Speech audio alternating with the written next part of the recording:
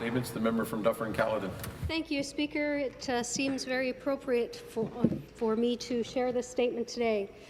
On October 6th, the town of Caledon passed a resolution that stated, whereas the public electricity system in Ontario is a critical asset to the economy and vital to the living standard and well-being of all Ontarians, and whereas it is essential that Ontarians maintain public control and public decision-making with respect to electricity, and whereas experience in other jurisdictions shows that privatization typically means consumers pay more for electricity,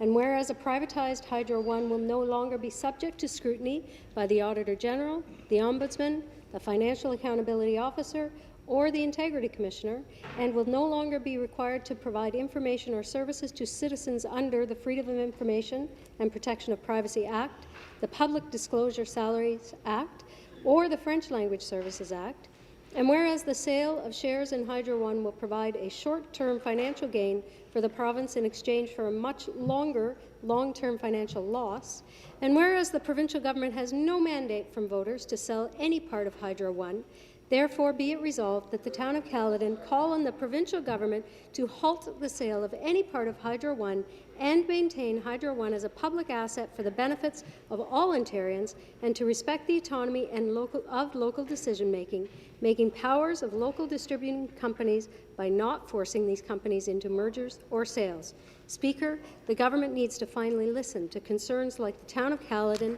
and the Financial Accountability Officer regarding the Hydro One sell-off. Thank you. Thank you.